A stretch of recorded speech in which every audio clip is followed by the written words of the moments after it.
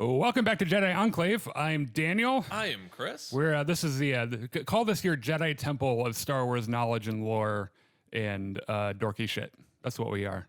It's kind of in the name. That's in our new tagline. It's going on our business cards. The Jedi Temple of lore and nerdy shit. It's a little long. I don't care. I don't care. I vetoed your concerns. And that's what it is now. You've heard my concerns, you consider them, and you discard them. Yes.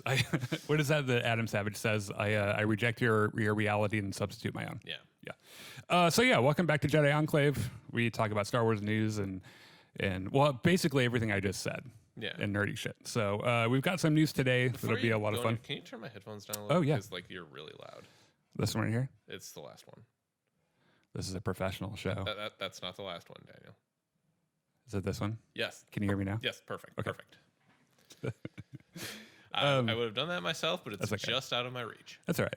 How are you doing today? I'm doing pretty Other good. than being a needy bitch about your headphones. Well, there was this giant blizzard that blew through a few days ago, and that was less than fun. Yeah, that was not, as you would say, ideal. In fact, one of the guys that we play Battlefront with is from Texas. Oh, yeah. So, last night, he was like, I haven't had hot water in 2 days, and my electricity might go off at any point, so... Yeah, well, one of the guys I play Final Fantasy 14 with is in Nerd! Texas. I know. Wait, you played... Don't worry about it. I reject your reality and I substitute my own. Anyway, he's in Texas, and he posted to our group chat the other day, hopefully I have power by Friday when we raid. Yeah. Yeah, it's been inconvenient. Also, well, we don't like to get too political. Yeah. Right? But it'd be great if Texas could get their shit in order. All I'm going to say is that if you're in Texas, I really hope you remember this the next time your local elections come up. Yeah. Because local elections matter the most. Yeah. Or you can call for a vote of no confidence. I don't think that's... That's how it works in Star Wars. Okay. Can you imagine running into a city council meeting? I call for a vote of no confidence. And Chancellor Valorum. Who the fuck's Chancellor Valorum? Don't worry about it. Star Wars fans should never really hold public office. No. So on our news doc today, actually we've got some news we're going to talk about, and then later on we are going to be ranking our top 10 lightsaber duels of all times. Extremely nerdy shit. Yeah.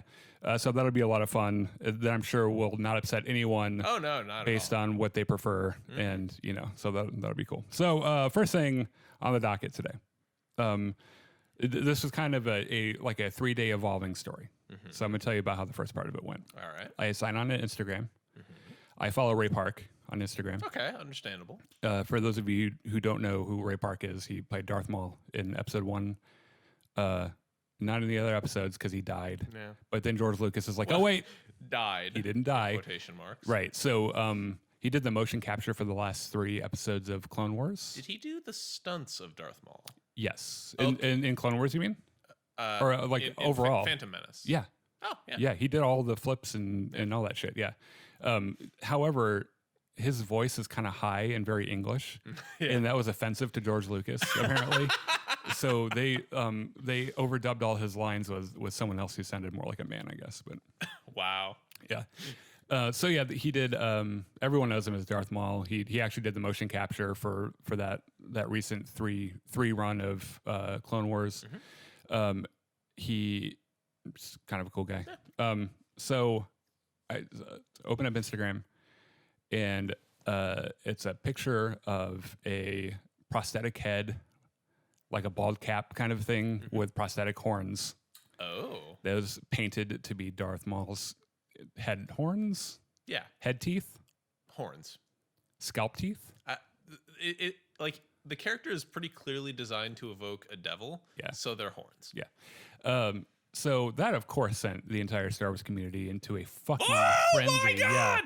Yeah. And with good reason, because we're like, what the fuck's coming up that Darth Maul would be in? Darth Maul was the best part of the Phantom Menace. Yeah. Yeah. Because it sure as fuck wasn't any of the other characters. Liam Neeson did a pretty good job. Liam Neeson did a good job. Also, Ewan McGregor for young Ewan McGregor was pretty good, but the real reason for admission was fucking Darth Maul and his double-bladed lightsaber. Yep. No, I remember that shit. I got the Star Wars Insider magazine every month, And I remember the one that came that month with him in it, and I was like, "What the fuck?" Lightsabers can do that. Yeah, I didn't say that as a kid because I would have gotten in trouble, but so everyone freaked out because the last time we saw him was in Solo: A Star Wars Story, which, if you're thinking, what the fuck does Darth Maul have to do with Han Solo? Really nothing. Number one, I'm amazed you haven't seen that movie yet. Yeah. And number two, really nothing. Yeah. So we know that Disney is coming out with roughly, and I'm just guesstimating, like 200 Star Wars properties for Disney Plus. Something like coming that, up, right? yeah. So everyone's like, well, he has to be in one of those. You would think. Because he wouldn't be putting on prosthetics for motion capture. That'd be silly. I could make a joke, but it's going to tie into one of our other news stories, so I'm going to save it. Okay, good. Good for you. Good for you and your restraint. So that freaked everyone out.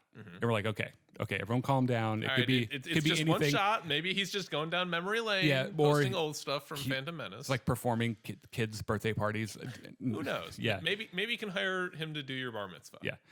A couple days later, him sitting in a makeup chair getting his whole face makeup for Darth Maul by like professional makeup artists and shit. Which at that point, everyone just shit their pants. Okay, now it's real. Yeah. Now, what do we know about all of this? Nothing. True. I will say this. Disney didn't make him delete him. Which surprised me because every time someone accidentally posts something, for example, you might remember that before Endgame came out, Gwyneth Paltrow, who plays Pepper Potts, posted a picture of her in a motion capture suit. I do not remember that. And like within 3 minutes, it had been deleted because like Disney took her kids' ransom or something. The mouse does not play around No, with spoilers. he does not fuck around with that at all. So the fact that they stayed up was kind of curious to me because either they don't care that we know, or he really is just doing bar mitzvahs. Yeah. So there's really nothing else to say about this other than apparently Darth Maul is going to be in something that's coming up that we know about. This is purely conjecture. I'm basing it on absolutely no evidence whatsoever. But that Dark Acolyte series or whatever they said. Well, just Star Wars Acolytes. Yeah, like that would be my most. That's like the most obvious guess. Yeah. Although it could be that Visions of the Force thing. It's so Acolytes. Like we don't know anything. Yeah, we don't know any of the details. Like this is going purely off titles and what I know of Darth Maul. Yeah, I know that the Star Wars fan zeitgeist is kind of thinking about Acolytes as a possible Sith origin story. But that doesn't mean that it is. It could be literally anything. So it would have to take place before he actually dies. Yes, obviously. Which is after... unless Force Ghost Darth Maul. Maybe, yeah. Force Ghost Darth Maul. Yeah.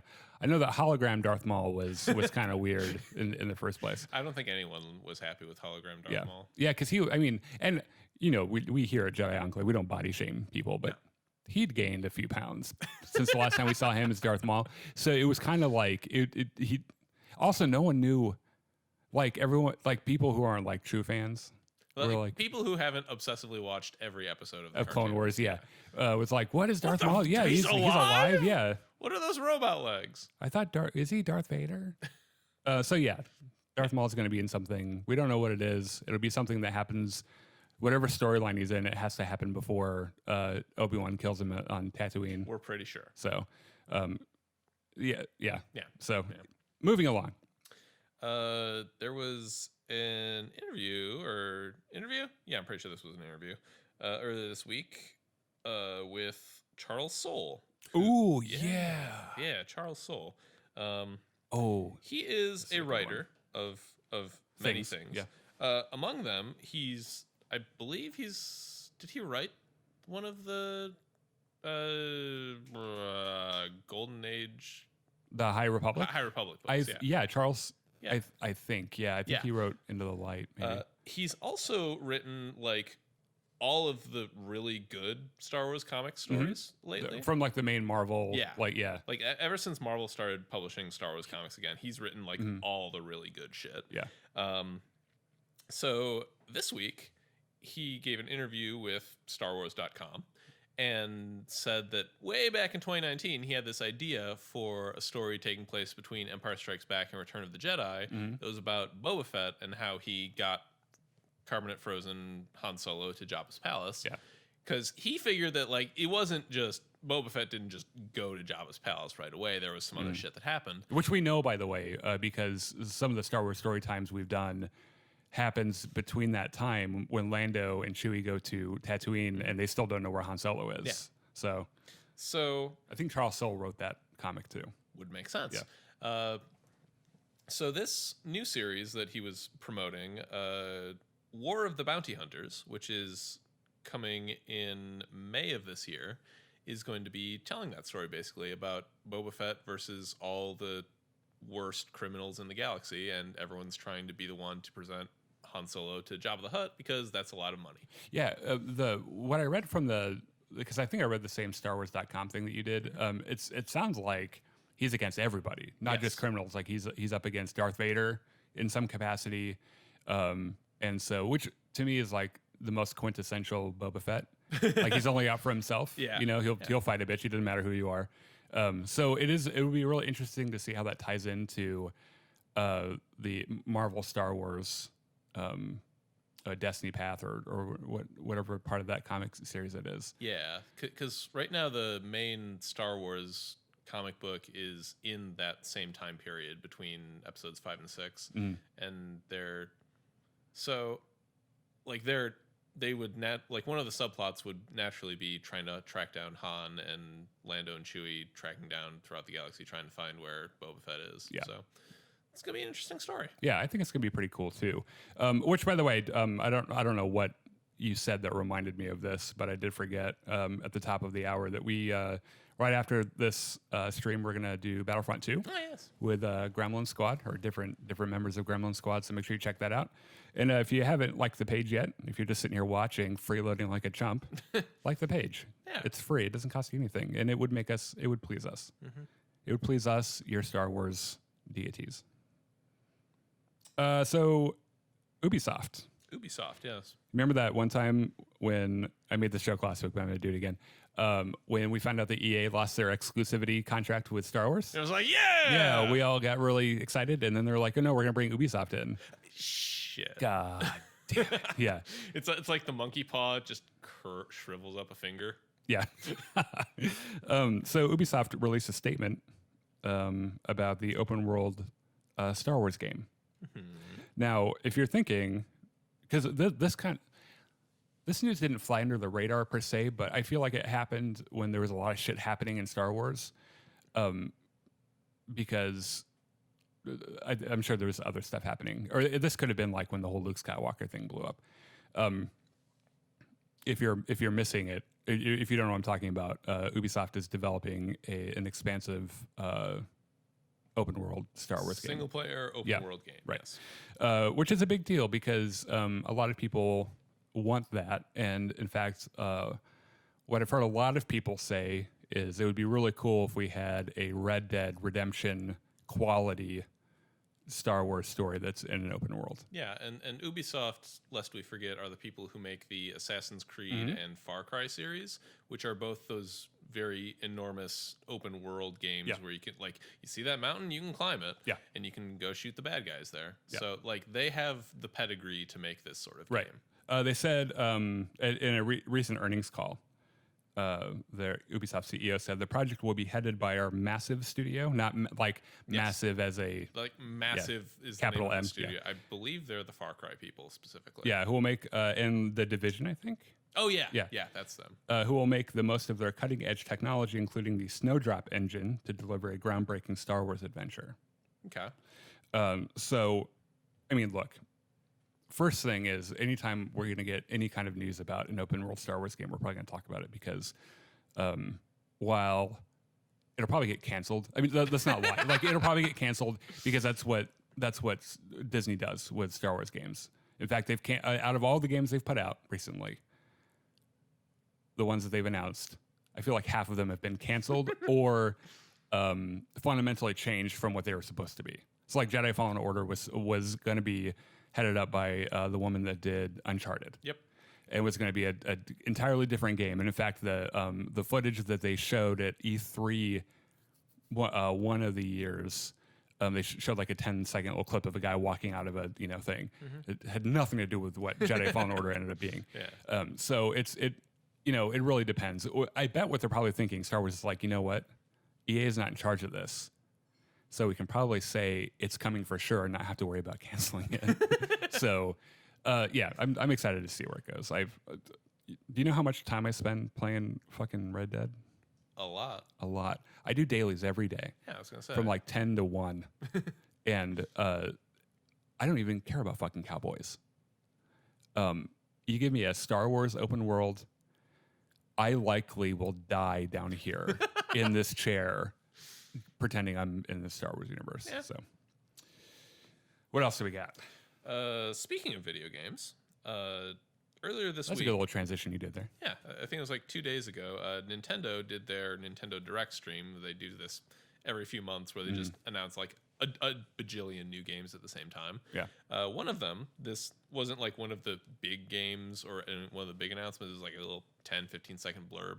Was about Star Wars Hunters. Oh, yeah. Yeah, so this is being developed by Zynga, who is primarily known for mobile games, which is Great. little scary right off the drop there. Yeah.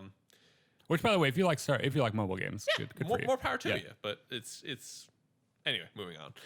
We don't say we dislike you. We're just saying we dislike mobile games. Yeah, there we go. It is a squad-based online arena multiplayer game. So that immediately leaps out to me as being something like Overwatch or Team Fortress 2 or something in that realm, which is not the worst thing in the world, I guess. But it, like, I mean, you play Heroes versus Villains almost every night, and that's sort of the same genre, right?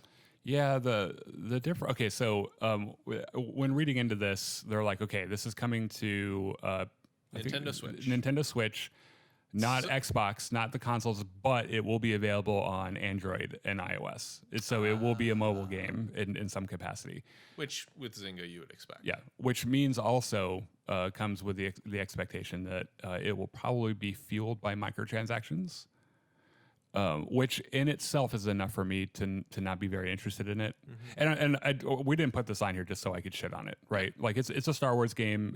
If you're into that kind of thing, if you play Star Wars Galaxy of Heroes, for example, and you're really into that, it's probably. And if you're listening to this and you're 12 and you spend all your parents' money on Galaxy of Heroes, you have another game that they can exploit your parents' money from. Yeah.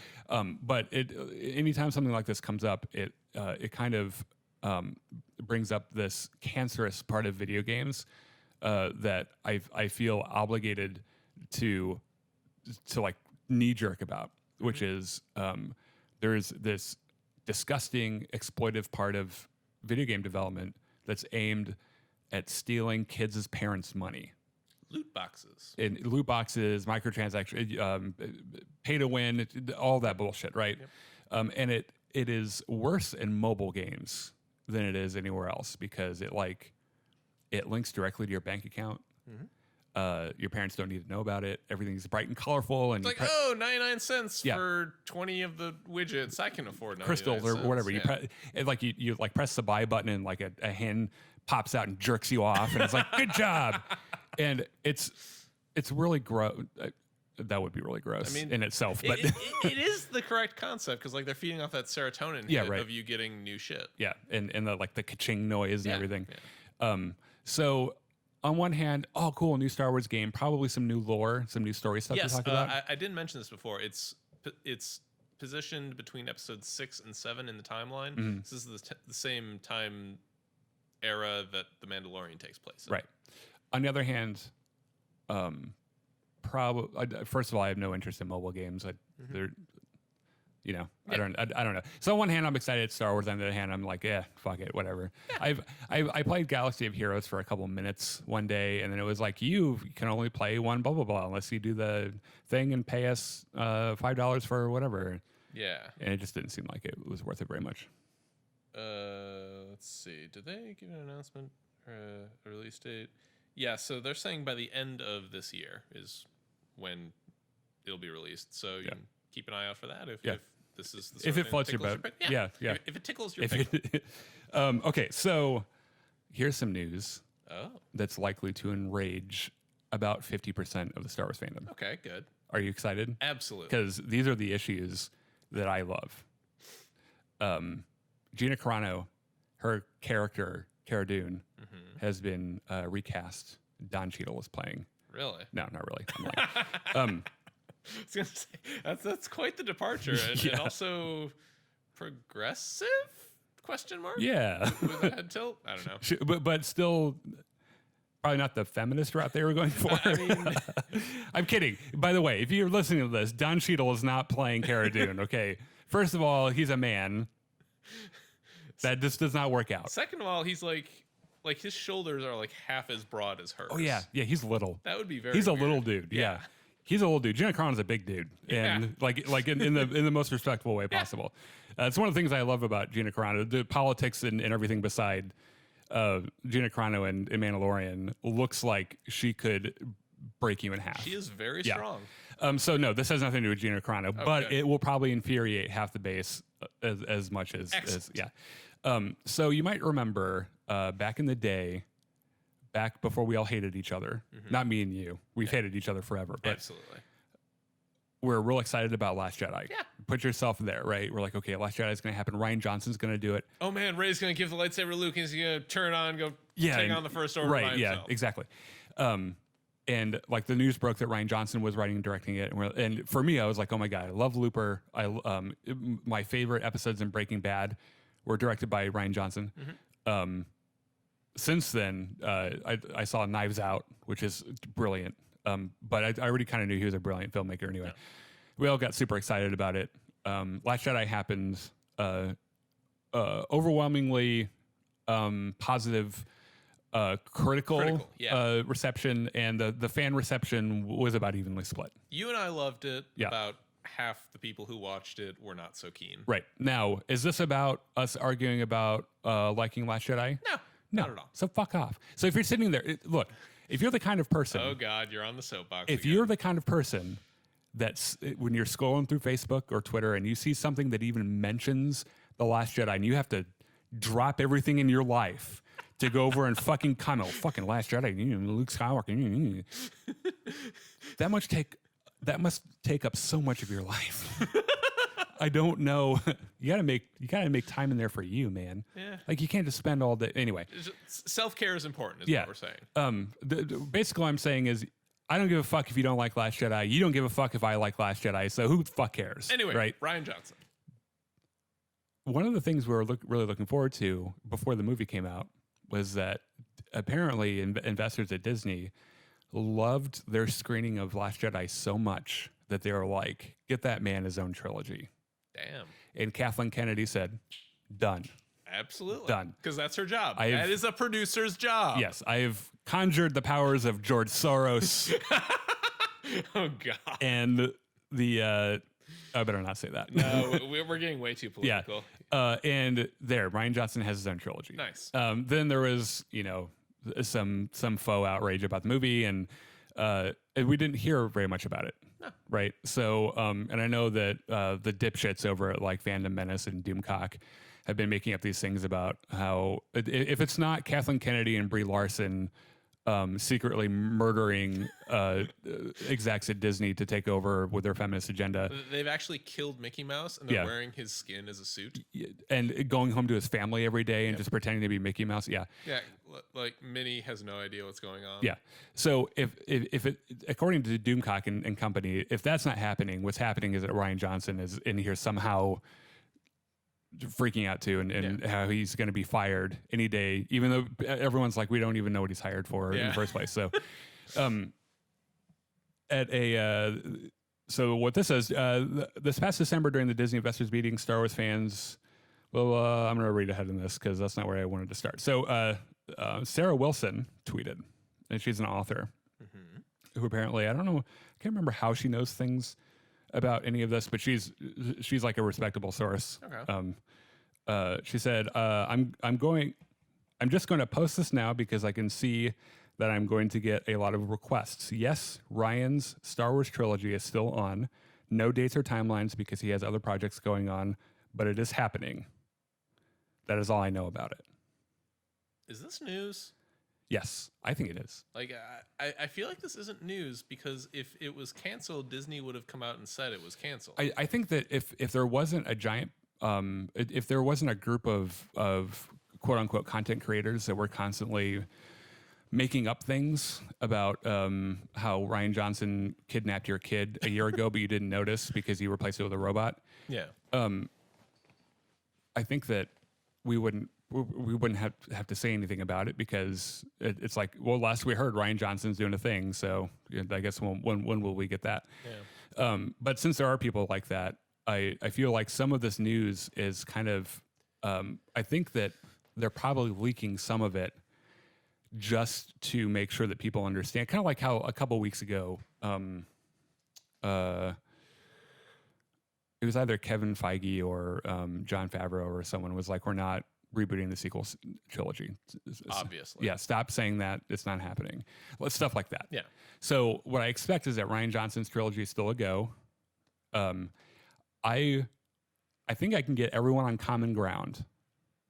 Those of you who aren't frothing at the mouth right now, typing away in your comments about Rian Johnson, I think I can get everyone else on common ground. I think that universally everyone has something in the sequel trilogy they didn't like, right? So we liked The Last Jedi. We didn't like Rise of Skywalker. Yep. Other people like Rise of Skywalker. They didn't like The Last Jedi. Some people just hate the whole fucking thing. Yeah, sure. Right? Okay.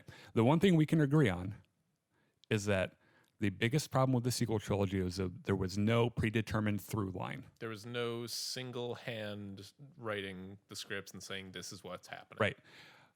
If Rian Johnson gets an entire trilogy where he's making all the calls in how the story progresses over 3 movies, that will be good. And because the following is true, Rian Johnson is a good director. He's a good writer. All the stuff that isn't Star Wars, I was having an argument with someone on Facebook the other day about this. We were talking about Rian Johnson, like, oh, fucking Rian Johnson doesn't know how to fucking shoot a movie, blah, blah, blah. Have you seen the other stuff he's done? That's why I said, well, have you seen Knives Out? Yeah. What'd you think of it? Oh, I thought it was really cool, but he like that's his movie. Like, you know, just because you didn't like Last Jedi doesn't mean that Rian Johnson isn't really good at what he does. So I think something else we can probably agree on as a full fan base is that Last Jedi was the most adventurous of the new trilogy. Oh, sure. It took the most risks. Yeah, in taking risks and being willing to try new things. Now, that was some people's problems Yes, with it. absolutely. Which is fine. But I'm looking forward to this because I tend to enjoy subversion. I like things that don't go the direction I expect them to. So Last Jedi was also funny. Like, there's a lot of good jokes in there that I liked. I know other people didn't like it quite as much, but that's... So I'm looking forward to this trilogy whenever it happens to get made, even if it, like, if I'm on my deathbed watching the last one, because that's when it comes out. I'll be there with you, though, because we're bros. Yeah, we'll be in the nursing home together. Yeah. I think him having an entire story where he just kind of, you know, and put it as far away from the original trilogy as possible. Yeah, like don't give him something like a post Rise of Skywalker story or like right before the prequel trilogy. I would actually like a post Rise of Skywalker story. I would too, but I'm saying for Rian Johnson, keep him as far away from that and let him develop into an entire new part of the timeline where there are no expectations. There is, like, you don't have to piss anyone off about Luke Skywalker because, you know, maybe he hasn't been born yet for 10,000 years or whatever. I would like to see a post Rise of Skywalker story too, but we're not going to see one for a very long time. I would bet. Very unfortunate. Yeah, I agree, but it's, you know, that's how it is. Daniel's dog has come to join us. Oh yeah, he's resting his head on my knee, and I'm scratching him behind the ear. He's so cute. He's he is like. You should post a picture of this dog on Facebook at some point. Yeah, he's just adorable. He likes. Are you kidding? My Facebook is full of dog pictures. I mean, like on the actual Jedi. Oh yeah, that's a good. At some point. Oh my God, he's climbing up on me. Please get down. Just push him down. Give me down. Okay. So yeah, enough about Rian Johnson. And I think that's all we've got for news today, right? Yeah, that was not the most exciting news week. Yeah, but There was some stuff. not every week will be. Yeah. So, all right. So now we're on to kind of what we're talking about today. Yes. So you and I are going to be ranking our top 10 favorite lightsaber duels. Now, in my mind, preparing for this, I put some restrictions on myself. Right. Okay. So they have to be canon. Oh, Did you pick some non-canon ones? a couple, yeah. Okay, that's fine. That's the other thing is that the rules don't matter because we make everything up anyway. Yeah. Right. So I mean, you said of all time, Right. so I picked of all time. right. So I like for me it was canon, and it had to involve two lightsabers, Okay. like lightsaber on lightsaber. Right. Okay. So what we're gonna do? My judging criteria are some combination of how exciting it is as a sword fight to see. Yeah. How well it demonstrates the character, like the personality traits of the characters involved. Okay. And 3, how, I guess, like how it develops the plot around it. Okay. I think I judge mine based on how much did I shit my pants when I saw it. Okay. That's Also fair. generally my criteria. Inner 12-year-old Daniel. Right. So we'll go about this where like I'll Do we want to start with honorable mentions? yeah, we're gonna start with honorable mentions, and we're like I'll say my number 10 place is this, and then I'll talk about why, and then you'll say my number 10 places. All right. So I won't give my list, and then you'll give your list. Like Yes. we'll do lists at the same We'll do time. it sensibly. Yeah. So and I probably won't spend a ton of time on the honorable mentions. Neither will I. Also, the honorable mentions are in no Particular order. You're right, because there are 4 of them. Yes, me too. Because I was like I thought of the premise, and then I was like, there are so many fucking duels, and so this is really like a top 14. Okay. But anyway, so these are my honorable mentions. The Rise of Kylo Ren comic, Okay. Luke Skywalker versus the Knights of Ren. Oh yeah. Okay. Yeah. Now, why didn't this make number 1 in my spot? Well, because there are some other duels I think deserve it more, but also because this is a comic book, right?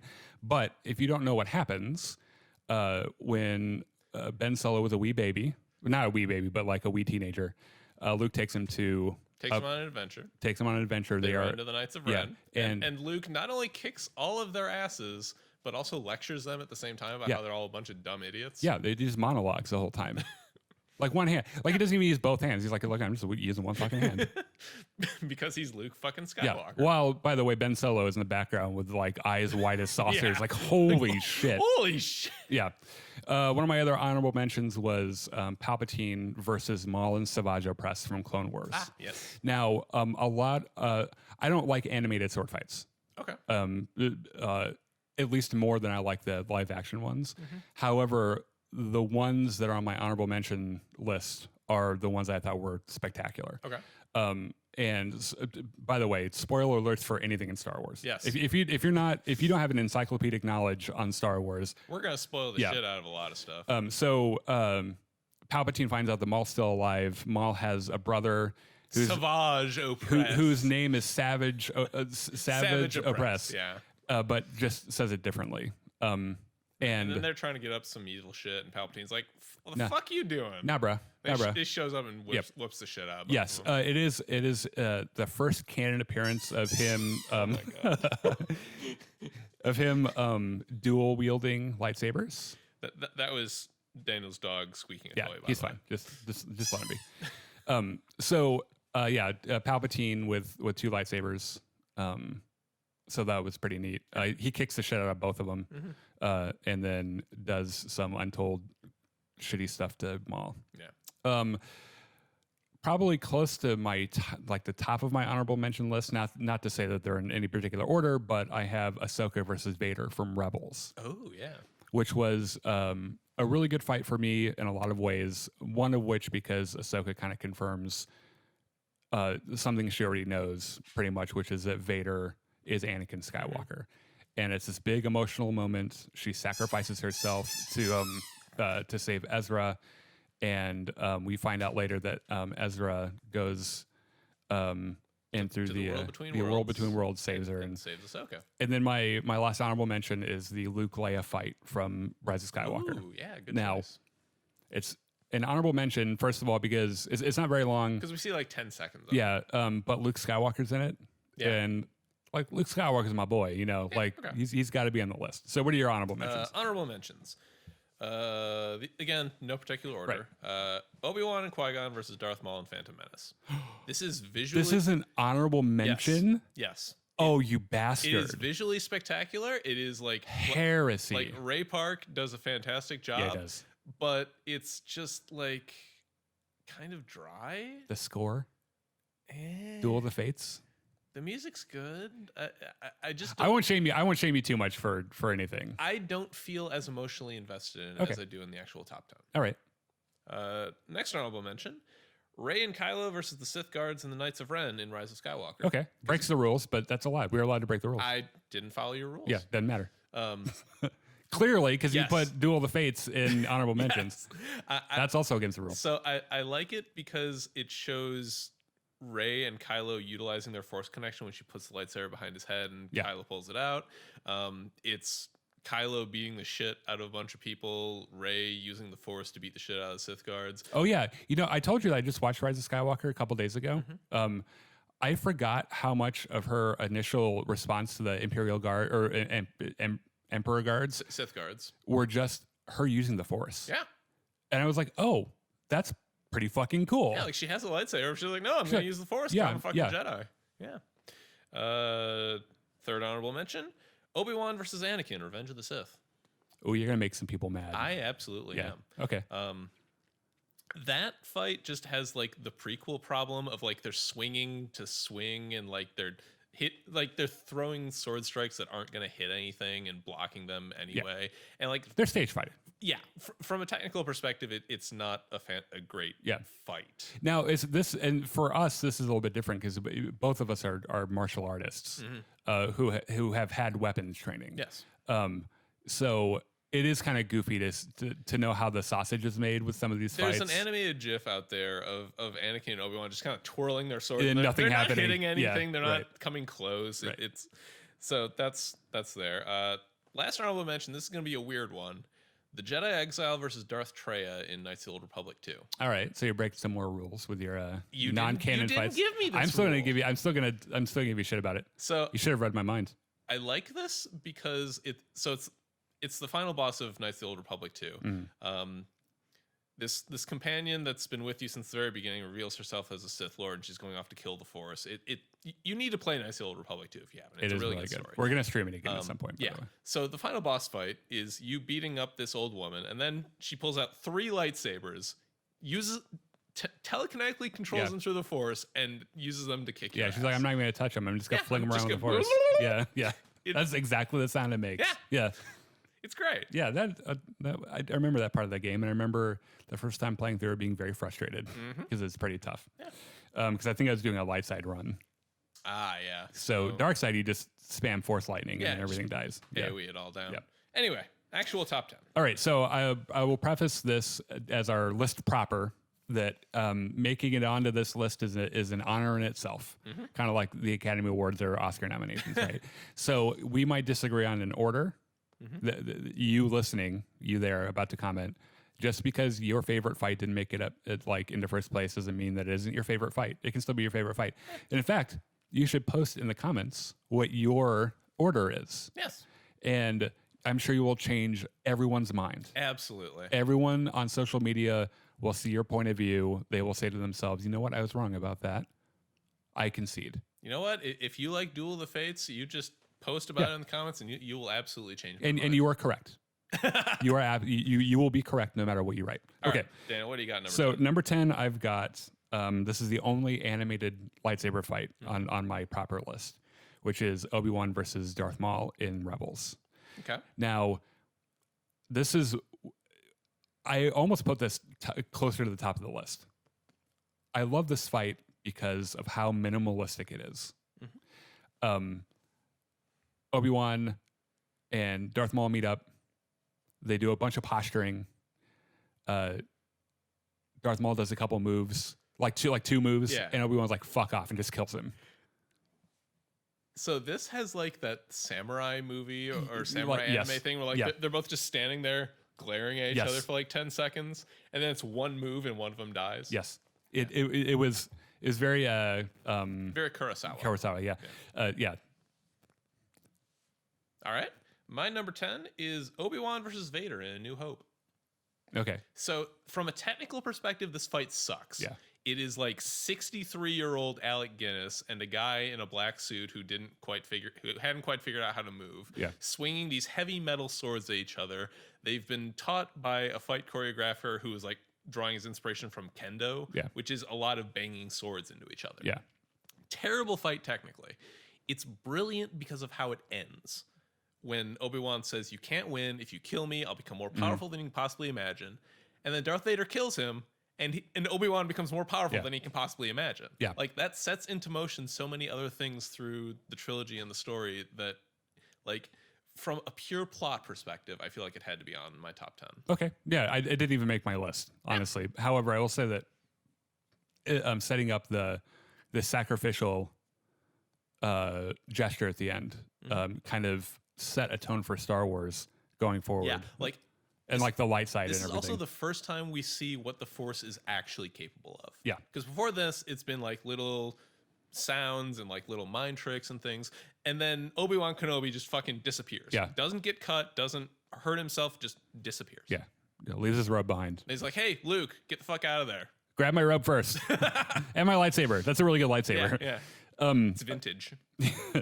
So number 9 for me is the fight between Rey and Kylo Ren in Star Wars The Force Awakens. Okay, yeah. There are a couple of reasons this fight stands out for me. The first one is that it's the first lightsaber fight in Star Wars where they're using props that emit actual light, so that the actors have that light bathing on their skin as opposed to them like adding it into post. Yes. Right. So it automatically looked more real. It was in a different setting than we've ever seen a lightsaber fight in Star Wars. Very snowy. Yeah. And if you went into the movie for the first time, not knowing anything, there's a huge reveal, which is that the entire time you're led to believe that Finn is the potential Jedi character. And while Kylo's trying to force pull the lightsaber because he really wants it to, who knows what the fuck he wants to do with it. Because it was Anakin's. Yeah, and exactly. Who knows what the fuck he wants to do to it. It flies past him right into the hand of fucking Rey. And I almost said Rey Skywalker, and then someone would have assassinated me.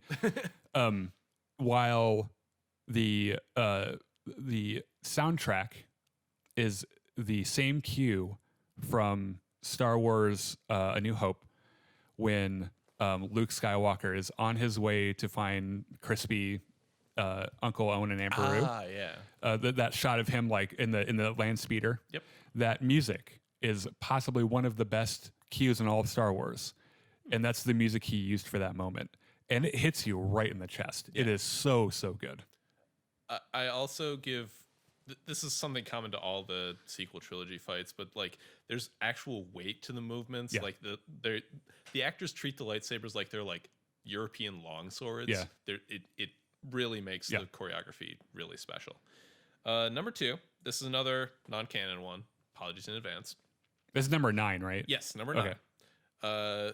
Darkseid Jaden Korr versus Kyle Katarn, Jedi Academy. All right. So, if you never played Jedi Academy, we're going to stream that again too sometime. It is the last game of the Dark Forces series. Through most of it, you play as Kyle Katarn. Good guy turns out to be a Jedi. In Jedi Academy, you play as Jaden Korr, Kyle Katarn's student. Near the end of the game, and like there's a few missions in the game where you play alongside Kyle Katarn and the computer controls him and he runs around and helps you kill things. Yeah. Near the end of the game, you have a decision. You can make either the light side or the dark side decision. If you pick the light side option, your final boss is a like Sith possessed dark Jedi. Yeah. Weird game. If you pick the dark side option, your final boss is Kyle Katarn, the character that you've been playing in the like 3 of the previous 4 games. And this is brilliant to me because it illustrates like by embracing the dark side, you are fighting against everything you were working to accomplish in the past. Second, it's brilliant because when he fights you, Kyle will use all the force powers that he's used in previous games. Yeah. So like you've seen all this stuff. All of the ones you've used in the game. Yeah. Yes, and now you're seeing what's like when he uses them on you. Third, he has a trick that no other character in the game does. As soon as the fight begins, he pulls your lightsaber out of your hands with the Force. Well, shit. Yeah, like what the fuck are you supposed to do? Do you know that I've played that game all the way through 3 or 4 times, mostly when I was in high school. Never once was able to bring myself to do the dark side ending. Because I don't know. I guess I've always saw myself as a Jedi. Maybe I don't know. So annoying. Yeah. Though. Maybe we'll do that. We'll do an asshole run. What we should do is like we'll both play it and we'll both stream on like alternating nights or something. All right. You do the light side option. I'll do. Okay, that's not a bad idea. Yeah. Okay, so my number 8 is Luke and Vader from the Last Jedi. Or not Last Jedi. The Return of the Jedi. Sorry. Okay. Yeah. All of these could be in first place, by the way, for me. Okay. It was hard for me to put numbers on them. The thing that I loved the most about this, the score is brilliant. This internal struggle happening in Luke and Vader at the same time. Yes. While Palpatine watches, and the culmination of this fight, which is Vader realizing that Palpatine once again is going to kill the only thing he loves, and he's finally like, "You're a douche. I'm done with this," and he just throws him over. And that for me is one of my favorite lightsaber duels. Probably top 3 favorite moments in all of Star Wars. Okay. This is on my list later. Spoilers, so I'll talk about it more then. First repeat of our list, my number 8 is Obi-Wan versus Maul in Rebels. Okay. For much the same reasons you said, there's also, like, when they're talking beforehand, Maul is like, wait a minute, why the fuck are you on Tatooine? There's nothing here. Like, you didn't just come here to hide. You're protecting something. And Obi-Wan just kind of glares at him. And Maul tries again, or you're protecting someone. Yep. And Obi-Wan turns on his lightsaber. Doesn't move a muscle. Nope. You just see the light first. Yeah. And I know that the epicness of that, like that melts my face every time. But like it's astonishing how quick it happens. It's like a 10-second duel, if that. Yeah. Most of it is them just kind of swinging their lightsabers around to limber up. Yeah. And then it's over. And then they do some squats. Yeah. And then after Obi-Wan has wounded him, like he turns on his lightsaber and he catches Maul, and Maul's like, "Is it the chosen one?" Obi-Wan's like, "Yeah, it is." And Maul's like, "Good. He'll avenge us." Yeah. And then dies. Yeah. And like that is just a perfect ending to both to like that character. Their relationship. Yeah. Because Obi-Wan goes straight from combat / I'm going to kill you to compassion. Yes, which is quintessentially Obi-Wan. Yeah, yes, it is. And it's a fitting end for Maul, who has come from being kind of this slave to the dark side to a blunt object, a tool. Yeah. To I guess wanting to fight for his own survival rather than in service to someone else. I don't know. But I get it. It feels like a good conclusion to his story. I'm trying to figure out what happened to our... Yeah, we're having some technical difficulties, aren't we? There we go. Okay, fixed it. Okay, beautiful. All right, so we're on number 7. Right? We're gonna have to number 7. We're gonna have to hurry through some of these. Yeah, it's our show. We can go a little long. Number 7, I had Yoda versus Palpatine. Okay. From Episode 3. When Palpatine fights with the Senate. Yeah. The grand scale of it is epic. There are some cool story moments in it. It's not a little bit higher because there are just other moments that I thought were that I liked more. Yeah. Okay. I was like this close to including that on my list, but the Force elements of it are fantastic, but as a lightsaber duel, I didn't like it quite as much. Yeah. I think my favorite part of that duel is right at the beginning, where Palpatine tries to run off and he jumps in front of him and he's like, "Where the fuck are you going?" and like pulls his lightsaber. Yeah. He's like, we're going to do this now. We're going to do this. Okay. So my number 7 is Ahsoka Tano versus Darth Maul in Clone Wars Season 7. Okay. Yeah. So this is when they're on Mandalore and Maul's like, "Look, Darth Sidious is trying to take over the whole entire fucking galaxy, but you, Miss Not a Jedi anymore. Only a citizen. If you and I team up, we can, go kill Sidious and stop him from doing his shit. And Ahsoka is like this close. She's like, I'll join you on one condition. Like, how is this going to work? Like, why did you want Anakin to come here? And Maul's like, well, I wanted to kill Anakin because he's the key. He's going to become Darth Vader. And Ahsoka's immediately like, no, that's bullshit. There's no way Anakin would never do that. Yeah. What? Side note, Ahsoka, girl. Did you really think that it was completely out of character for Anakin, not just the women, but not just the men, but the women and the children, Skywalker? Yeah. You think he would not, slaughter an entire temple full of Jedi children? Do you think he told her about that? Probably not. That's like pillow talk for him and Padme. I don't think he would tell anyone who didn't already know. Yeah. But past that, the rest of the fight is visually quite good. I like the part where they're in the rafters and they're balancing and jumping around. Cool. That's very. It does a good job. That whole part of the series is so cinematic, and the quality of the animation is so much higher, and it just you can tell that so much love. I mean, the fighting is motion capture. It isn't just traditional animation.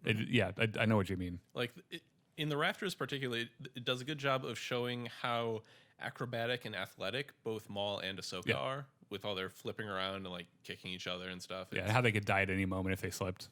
Yeah, it's really well done. Okay, so my number 6 was Mace Windu versus Palpatine. Mm-hmm. Now, the rest of the Jedi that come in with him die like bitches. Yes. However, Mace Windu, for a while was my favorite Golden Age Jedi, and probably still is. Mm-hmm. Because I love Sam Jackson, but also like Mace Windu as a character for me has always been really interesting. Okay. And the thing that I love so much about it is that once Palpatine realizes who he's fighting, all the cockiness kind of like he's like, oh shit, maybe I didn't want to be in a room alone with him in a lightsaber. I don't know, seeing Sam Jackson getting a wave around a lightsaber is pretty fucking cool for me. True. That's on my list. I'll get to it in a second. Number 6, I have Count Dooku versus Anakin, and then Obi-Wan, and then Anakin again, and then Yoda in Attack of the Clones. I like this because it demonstrates not just how powerful Dooku is, but also how smart he is. Mm-hmm. So at the very beginning, Anakin and Obi-Wan are like, they're out there like, okay. Obi-Wan's like, okay, hold on, let's take another. Anakin's like, no, fuck this, I'm going in. Don't tell me what to do, you're not my supervisor. And then Dooku just lightnings him and blasts him against the wall. And Obi-Wan just kind of looks at that like, that fucking dumb shit. Yeah.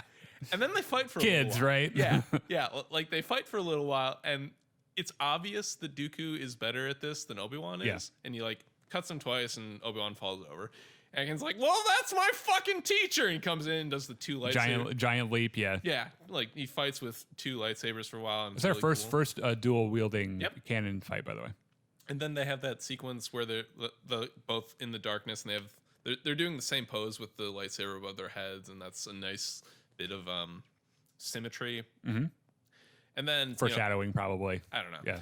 But then Anakin gets his arm cut off, and he falls. Like there's a part where he just looks at his stump and groans, and he's thinking, "That was my jerkin." Yeah, that was my jerkin arm. No, God damn it. Yeah. And then, motherfucking Grand Master of the Jedi Council, Yoda walks in, and Dooku starts throwing the room at him, and Yoda's just like, "No, it's not going to happen." Like Dooku shoots lightning, and Yoda's like, "No." I'll eat this lightning. And finally, Dooku's like, all right, I guess I'm going to have to hit you with a lightsaber. And Yoda's like, I thought you'd never ask. Right. Pulls open his rope, doesn't even reach for his lightsaber, it just floats to his hand. Yep, I'm not going to even touch it. Nope. And then he proceeds to flip around like a squirrel on crack for the duration of their duel. Until Dooku throws the room at Anakin and Obi-Wan. And Yoda's like, well, shit, I guess I have to save them. Yeah, yep. It is... The only reason this isn't higher is because the writing of the dialogue in this sequence, like the writing in the entire prequel trilogy is atrocious. Yeah. Like you can tell Sir Christopher Lee is like wincing internally every time he has to speak one of these lines. Yeah. But other than that, it's a great duel. I love it. Yeah. So for our last 5, we're gonna do a lightning round where I'm gonna go 5, 4, 3, 2, 1, and you'll do 5, 4, 3, 2, 1. Okay.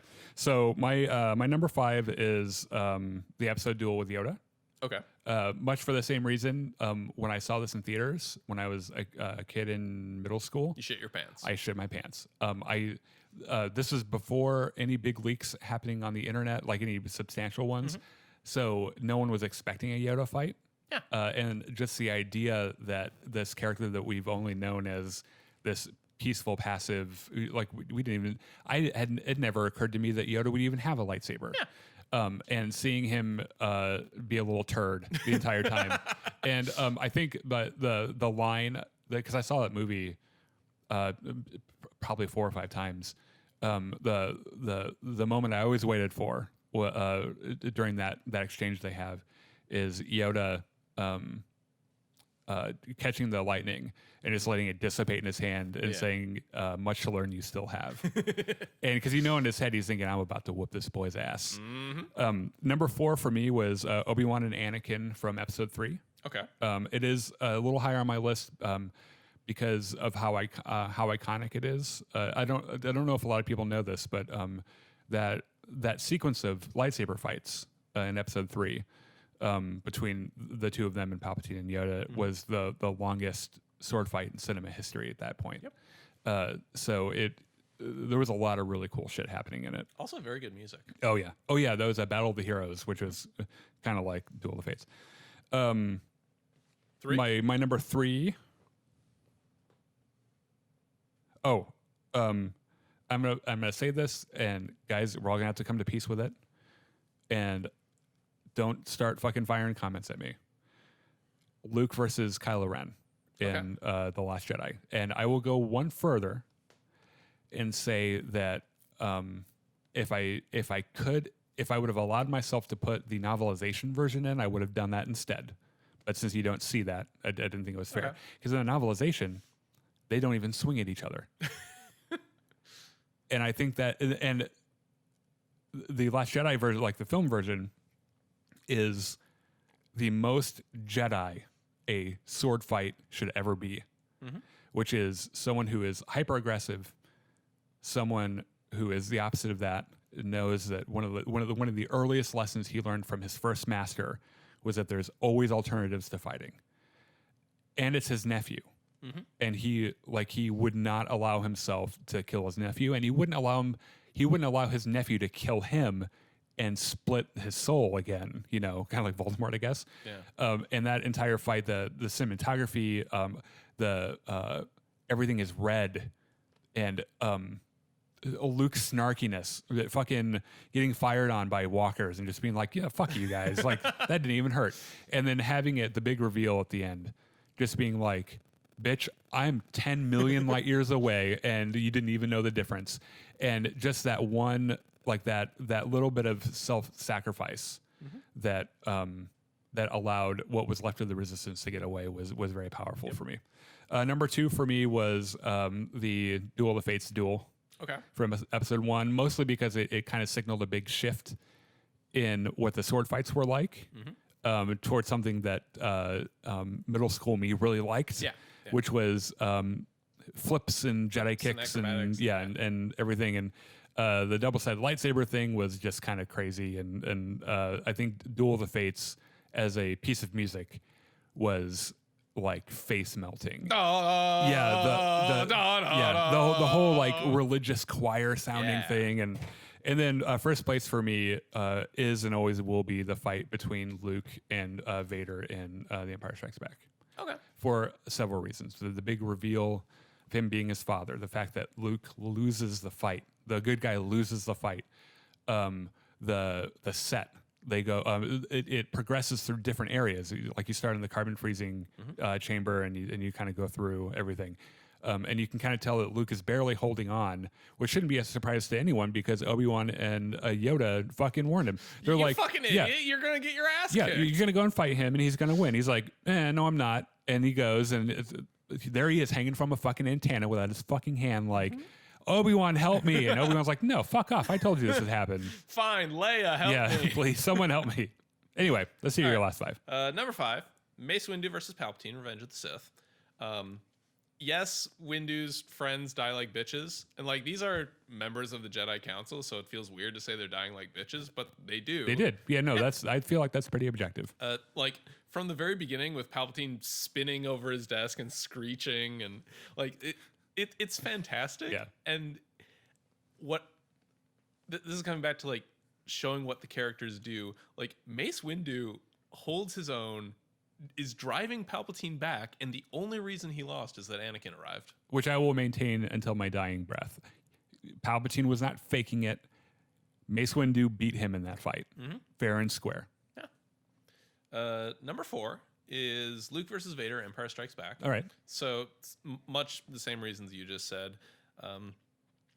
What I really appreciate is how this starts. So Luke comes up in the freezing chamber. All you hear is like some mechanical sounds around. He's like looking around, trying to figure out, what's going on. Where's my friends? Where's Vader? And then you start hearing Vader's breathing. Yeah. And then you hear his lightsaber. And there's still The Force is with you, young Skywalker, but you're not a Jedi yet. Yeah. And there's a great shot in this of the two of them just silhouetted against the like blue light and fog back there. Yeah. And I think you'll have to correct me on this, but I think there's no music for like the entirety of that duel. It is pretty quiet music-wise. Like which is a brilliant choice on John Williams' part. Like when he does, like he uses so much music in these movies. When he doesn't, it is a very deliberate choice, and it's really effective. Yeah. Pardon me. Number 3, Luke versus Kylo, Last Jedi. Once again, it's visually spectacular. Luke is a snarky asshole. A little bit of Han Solo rubbed off on him. Yeah, like his even though it didn't pay off, his "See you again, kid" line was. It was meant to have paid Yes, off, yes. and it's too bad it didn't. And it should have. Yeah. You and I studied Aikido, which is a defensive Japanese martial art, and that Luke's whole approach to that fight was just pure Aikido. Oh yeah. I'm not going to touch you. I can't actually touch you because I'm not even here, but you don't know that. Yeah. It's brilliant. It Yeah. appeals to me on a deep level. Yeah. Number 2, Rey and Kylo versus Snoke's guards in The Last Jedi. Okay. So I love this purely for how kinetic it is. Like it is. Like most of it's a one take. Yeah, it's one of the best action scenes I've ever seen. Yeah, and I know that people who like to hate Last Jedi were like, "Whoa, the one guy in the background had 2 daggers, and then all of a sudden he only had 1." And it's like, bitch, that happens in every single fucking fight in every movie. Yeah. Because they kind of like cut from, they take the footage they can, and sometimes shit like that happens, and you didn't realize it when you're shooting it, so you fix it in post. Yeah. That's where the whole adage, fuck it, we'll fix it in post. That's where it comes from. Like having one little continuity mistake like that in a fight, the fact that there weren't more than that is actually kind of a miracle. But this is brutal and aggressive and almost animalistic. Yeah. Mostly because of Kylo, who's fighting like a caged monster. My favorite parts is the parts where Rey and Kylo are like watching each other's back and like flipping over each other to attack other people. Rey like touches his butt. Yeah. Like, I see you back there. Where they give you a little interact squeeze. like and show that they might be something other than enemies. Yeah. Which is this culmination of the character arc they've been building towards the whole movie. Yeah. Number 1 is Luke versus Vader, Return of the Jedi. All right. Yeah, I couldn't decide whether mine was going to be Jedi or Empire. Yeah. They're both fantastic choices. Yeah. I like this for the cinematography and for just as much the stuff that they do when they're not actively swinging lightsabers. Luke constantly trying to pull him back to the light. Vader saying, it's too late. And then the sequence where like they're underneath that suspended staircase and Luke is hiding and Vader's walking around like, well, it's your destiny. You have to. And my favorite shot in all of Star Wars with Luke with half of his face in light, the other in dark, which perfectly shows his character at that point. Yeah. And then Vader saying, well, if you won't turn, maybe your sister will. And then Luke goes berserk and beats the shit out of him. Yeah. Yeah, that's pretty powerful. God damn, was that a great fight. Like when I was at the very beginning, I said like I value these on how they develop the plot, and as far as I'm concerned, that duel perfectly encapsulates the plot that was going on around it. Yeah. So anyway, let us know what you think in the comments. Give us your own ratings. Make up your own rules. They can be canon, not canon. Who the fuck cares? It's Star Wars. All of it's 100% real. I'd be interested in seeing someone's top 10 non-canon duels. That would actually be really neat. We should do one someday, maybe. Yeah. So anyway, we're going to move on to Battlefront. Let me check our chat real quick. I just want to say hi to a couple people. Les, what's up, Les? Hi, Les. Benjamin's here, or he was here. Spend your well-earned money on something that you're never going to use in your life. I think you're talking about microtransactions. Mike Masters, we stream here. That's where we stream.